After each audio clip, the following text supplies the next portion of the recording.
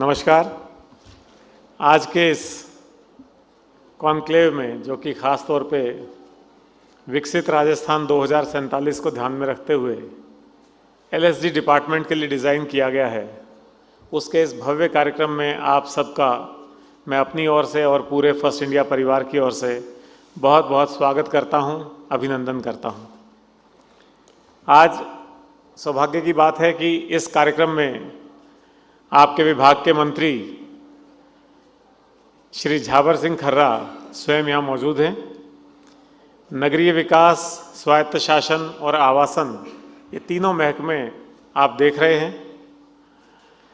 PSC committee में रहने का आपका लंबा अनुभव है, इसीलिए मैं मानता हूँ कि शहरी निकाय कैसे काम करते हैं, उनकी क्या समस्याएं हैं, उनको कैसे काम करना चाहिए, इस बारे में आपको बहुत गहन जानकारी है। कई बार मंत्री जी के कार्यभार ग्रहण करने के बाद लोग कहते थे कि मंत्री जी तो बहुत ग्रामीण परिवेश से आते हैं, तो नगरीय विकास विभाग क्या कंट्रास्ट है, ऐसी बात शुरू में आती थी। लेकिन अब लोगों ने देख लिया है इस 2 साल में कि विजन जिसको कहते हैं, विजन किसी की बपौती नहीं। आप ग्रामीण क्षेत्र से आने के बावजूद शहरी विषयों के मामले में आपका जो विजन है वो वास्तव में एक बड़ा सराहनीय है। जयपुर के शहरी विकास के अटके हुए काम आप देख लीजिए, चाहे वो मेट्रो हो। कई वर्षों से हम 8-10 किलोमीटर की मेट्रो को देखते रहे हैं। अब पूरी मेट्रो अपने पूरे स्वरूप में आने को तैयार है, उसकी डीपीआर हो चुकी है, बाकी सारा काम आगे बहुत तेज गति से आगे बढ़ रहा है। इसी तरह से शहरी सड़कों को, शहरी बाजारों को ट्रैफिक लाइट फ्री करने का जो काम है वो आपने नए सिरे से हाथ में लिया है। अनेकों फ्लाईओवर्स, अनेकों एलिवेटेड रोड्स का काम प्रगति पर आ गया है। इसी तरह से जो स्वायत्त शासन, जो कि एक कोर है शहरी विकास का, आमतौर पे लोग इसको भ्रमित हो जाते हैं कि जेडीए जो काम कर रहा है वो एक कोई अलग ही नायाब काम है और जो नगर निगम काम कर रहा है वो केवल साफ सफाई और नाली सफाई का ही काम कर रहा है। ऐसा नहीं है। जो कोर वर्क है, जो शहरों की जान है, शहरों की आत्मा है, वो नगरीय निकायों में बसती है, वो म्युनिसिपल बॉडीज में बसती है। इसलिए बेसिकली जो नगरीय विकास का ढांचा है वो म्युनिसिपल बॉडीज के आसपास घूमता है।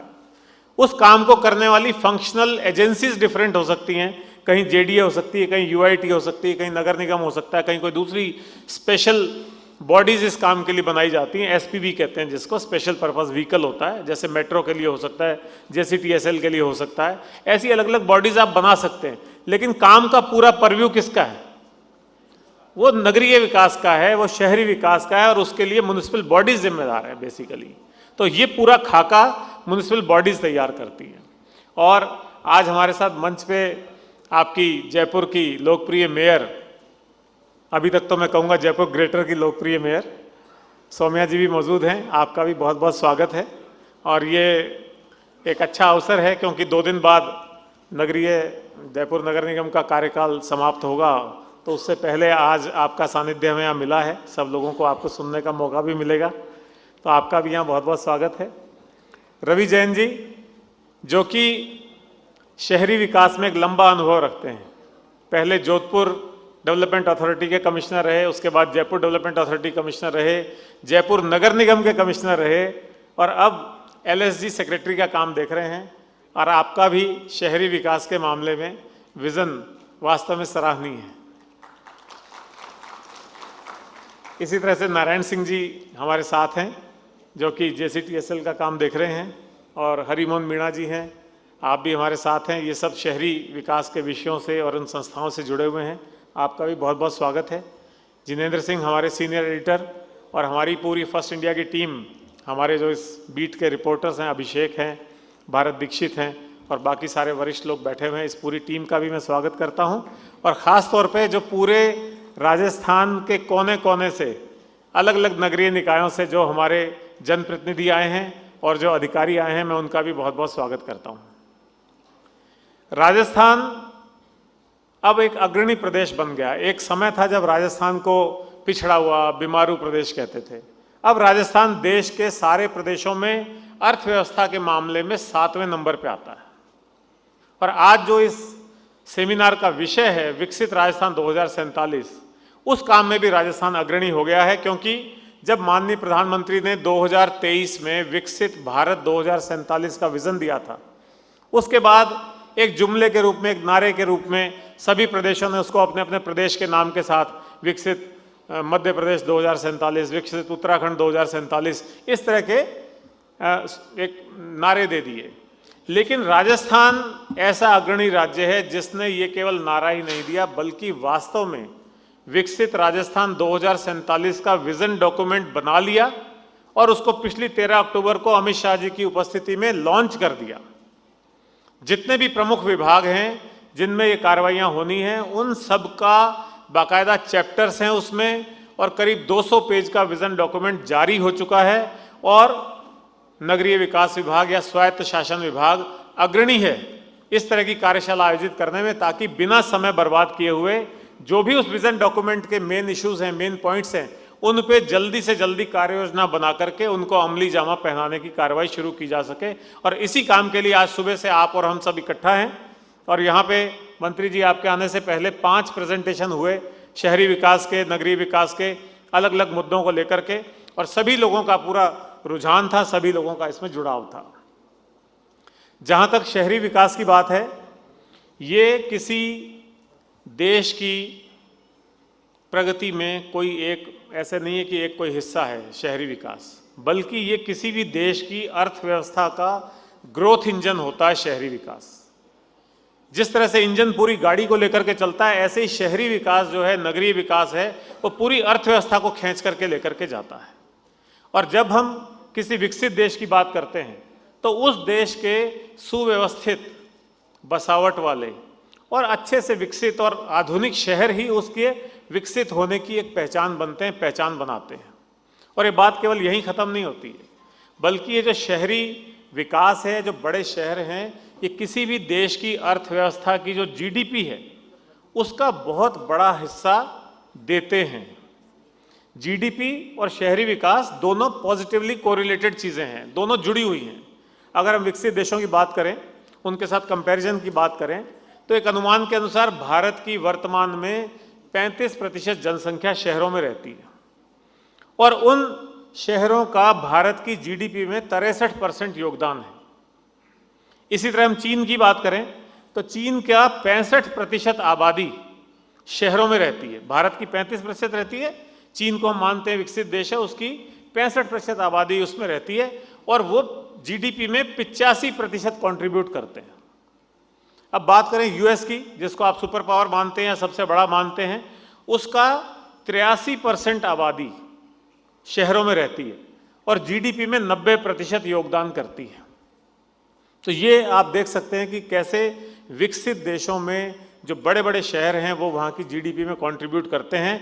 ये बात मैं केवल इसलिए कह रहा हूँ ताकि हमें मालूम हो कि हम कितनी जिम्मेदारी का काम कर रहे हैं। हम केवल ये सड़कें नाली सफाई का काम नहीं कर रहे हैं, बल्कि अच्छे शहर होंगे तो अच्छे शहर ग्रामीण विकास को भी सहयोग देते हैं। ग्रामीण विकास को कैसे सहयोग देते हैं कि गांव जो है वो उत्पादन का काम करते हैं, कृषि का काम करते हैं, और शहरों को लेबर प्रोवाइड करते हैं। लेकिन जो शहर है वो रोजगार देता है, वो उत्पादन के नए आयाम देता है, वो व्यापार की अपॉर्चुनिटीज़ देता है, वो उद्योगों की अपॉर्चुनिटी देता है, वो बड़े बड़े शिक्षण संस्थानों को वहाँ बुला करके शिक्षा के नए आयाम देता है, वो अच्छे से अच्छी स्वास्थ्य सुविधाएं वहाँ प्रोवाइड कराता है, तकनीकी विकास वहाँ से होता है, डिजिटल सेवाएं वहाँ से आती हैं, और दूसरी जितनी तरह की सेवाएं हैं वो शहरों से मिलती हैं। तो अगर शहर अच्छे होंगे तो पूरे ग्राम को खींच लेंगे। जैसे मैंने कहा, एक इंजन की तरह से काम करते हैं।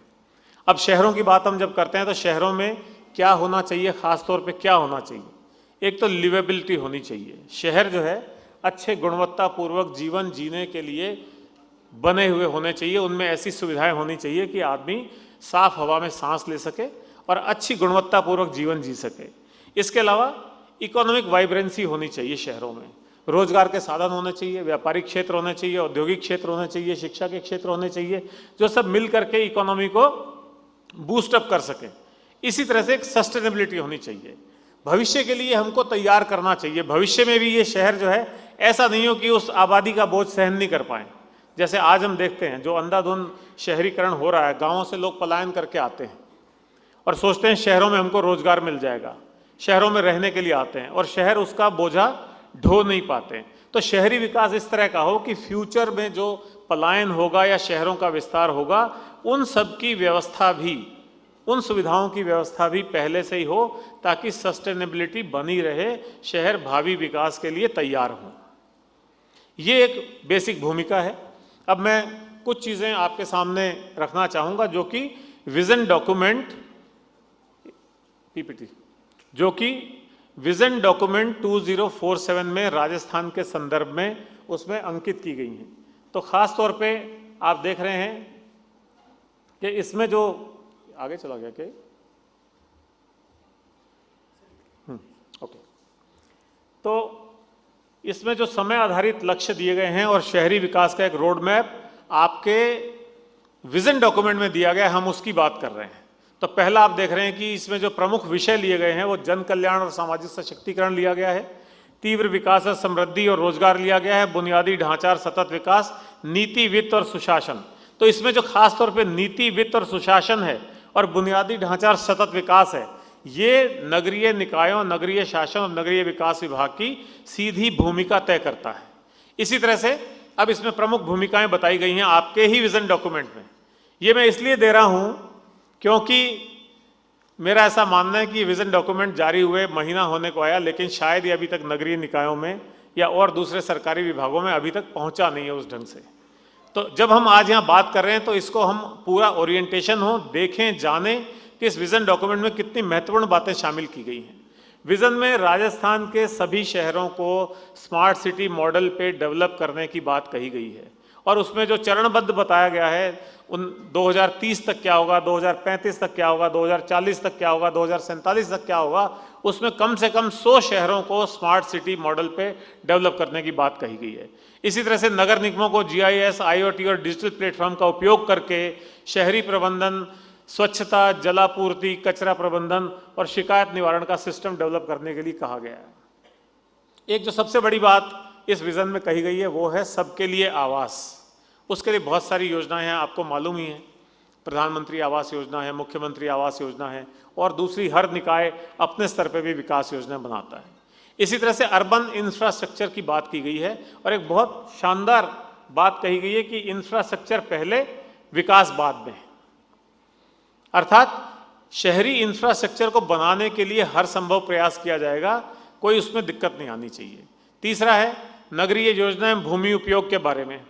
मास्टर प्लान को लेकर के आप देखते हैं कितनी भ्रांतियां रहती हैं, कितना उसमें आप यूँ कह सकते हैं कि अप्रासंगिक होता है, कई बार अव्यवहारिक होता है। कई बार मास्टर प्लान में जो चीज़ें जहाँ होनी चाहिए वहाँ नहीं होती हैं, बल्कि अनुपयोगी ढंग से कहीं भी शामिल हो जाती हैं। तो उसकी जोनिंग, उसका मास्टर प्लानिंग, ये सारी चीज़ पे एक बड़ा जोर दिया गया है इसमें। इसी तरह से शहरी शासन और संस्थागत क्षमता की बात की गई है। खास तौर पे नगर निगमों, नगर पालिकाओं, नगर परिषदों के जो आर्थिक संसाधन हैं वो कैसे बढ़ाए जाएं, कैसे इनको सेल्फ सफिशिएंट किया जाए, कैसे इनको आत्मनिर्भर बनाया जाए, कैसे ये PPP मोड को आगे बढ़ा सकें, कैसे ई-गवर्नेंस, पारदर्शिता, नागरिक सहभागिता और वित्तीय स्वावलंबन आ सके, इस बारे में इस पर जोर दिया गया है। फिर एक खास तौर पे पर्यावरण स्थिरता और जलवायु संवेदनशीलता की बात की गई है। हरित विकास कह लीजिए, हरित भवन कह लीजिए, वर्षा जल का जो संग्रहण है या जो अपन रेन वाटर के जो हार्वेस्टिंग के सिस्टम बनाते हैं उनकी बात कह लीजिए, ये सारी चीज़ें करके इसको विजन में प्राथमिकता दी गई है। फिर एक है नागरिक सहभागिता। नागरिकों की सहभागिता कैसे हो, क्योंकि ख़ास तौर पे जो नगरीय निकायों का काम है, चाहे वो सफाई का हो चाहे दूसरे काम हो, बिना नागरिकों के एक्टिव पार्टिसिपेशन के नहीं हो सकता। तो उसको बढ़ाने के एक तरीके इसमें बताए गए हैं। अब चुनौतियाँ बताई गई हैं इसमें। चुनौतियाँ क्या है, जो मैंने कहा अनियोजित शहरीकरण हो रहा है, गाँवों से लोग दौड़ दौड़ करके यहाँ आ रहे हैं, जल की कमी है और जो जल बारिश का आ जाता है उसका हम प्रबंधन नहीं कर पाते हैं। फिर सॉलिड वेस्ट मैनेजमेंट के इश्यूज़ हैं। सॉलिड वेस्ट मैनेजमेंट में बिल्कुल सिंपल बात है कि कचरा घर घर से इकट्ठा हो जाए, उनका सेग्रीगेशन हो जाए और फिर उसका डिस्पोजल प्रॉपरली हो जाए। उससे चाहे बिजली बनानी है, चाहे खाद बनानी है, चाहे कुछ और बनाना है, वो सारा चीज़ हो जाए। इसी तरह से सबके पास रहने के लिए मकान होना चाहिए, ये एक इसकी प्राथमिकता बताई गई है। अवसर क्या है, अवसर, ये सारे अवसर आपको बताएं, मैं ज़्यादा समय नहीं लूँगा कि मंत्री जी को भी आगे काम में जाना है। तो स्मार्ट सिटी मिशन के तहत कर लें। सौर ऊर्जा आप देख ही रहे हैं, आजकल हरित भवन और सौर ऊर्जा का चलन काफ़ी हो गया है। और ई-गवर्नेंस और नागरिक भागीदारी, यानी आम व्यक्ति का सरकारी संस्थान से जो भी काम है वो घर बैठे डिजिटल प्लेटफॉर्म के माध्यम से संपादित हो जाए। आगे आप देखेंगे ये भी नारा आया कि 1 मिनट में एक काम। किसी का भी अगर कोई काम है किसी नगरीय निकाय में तो उसमें 1 मिनट से ज़्यादा नहीं लगना चाहिए, ऐसा लक्ष्य भी रखा गया है। तो ये अलग अलग कुछ बातें थी जिनको मैंने ब्रॉडली आपको बताया। बाकी आप सब लोग विज्ञ हैं और मुझे कहते हुए खुशी है कि आपके यहाँ जो राजस्थान के नगरीय निकाय हैं वो कचरा संग्रहण, कचरे का पृथक्कीकरण कहते हैं जिसको सेग्रीगेशन कहते हैं, उसमें और डिस्पोजल में बहुत अच्छे हैं। बहुत सारे अन्य राज्यों से बहुत आगे हैं। इसका जो फाइनल डिस्पोजल है, बिजली बनाना या खाद बनाना, उसमें ज़रूर अभी थोड़ा सा चैलेंजेस हैं, लेकिन कचरा डोर टू डोर मेरे ख्याल से 100% राजस्थान में हो रहा है। राजस्थान एक ऐसा राज्य है जहाँ पे 100% कचरा जो है घर घर से इकट्ठा हो रहा है और बाकी बातें हो रही हैं। तो ये एक मैंने कोशिश करी कि आपके सामने एक खाका खींच सकें, एक भूमिका रख सकें कि आने वाले समय में अगर हम चाहते हैं कि राजस्थान विकसित राजस्थान बने, और मैं कहता हूँ कि states make the nation, Rajasthan विकसित होगा, दूसरे राज्य विकसित होंगे तो ही भारत विकसित होगा। और आज हमने कार्यशाला कर ली है, मंत्री जी का इतना रुझान है और आपके विभाग के शासन सचिव बैठे हुए हैं, तो मैं कह सकता हूं कि बहुत अच्छी शुरुआत हो गई है। और जो कहते हैं अंग्रेजी में कि well begun is half done, तो आपने इतनी अच्छी शुरुआत कर दी तो आपका आधा काम तो वैसे ही हो गया है। तो सब लोग ओरिएंटेड हो गए हैं, एक ही जिसको कहते हैं विचारशीलता से और जुझारूपन से इस काम को आगे करने में लग जाएंगे। अब खाली आवश्यकता इस बात की रहती है कि हम इसकी माइक्रो प्लानिंग कर लें, हर शहर के हिसाब से क्या क्या रिक्वायरमेंट्स है, इन ब्रॉडर बिंदुओं के हिसाब से क्या क्या हमारी कार्य योजना होनी चाहिए, वर्षवार क्या कार्य योजना होनी चाहिए, 5-5 साल से क्या होनी चाहिए और माइलस्टोन्स के हिसाब से क्या होनी चाहिए, और फिर हम उसको काम में लग जाएं और फिर उसकी प्रॉपरली मॉनिटरिंग हो। और जब खुद विभाग के मंत्री और सचिव और बाकी सब लोग यहाँ बैठे हैं तो मैं नहीं समझता कि आपकी कोई कठिनाइयाँ होंगी, उनका कोई समय पे समाधान नहीं होगा, समय पे समाधान भी होगा। और राजस्थान का नगरीय विकास के क्षेत्र में, शहरी विकास के क्षेत्र में मुझे उज्जवल भविष्य दिखाई पड़ता है। बहुत बहुत शुभकामनाएं। Thank you.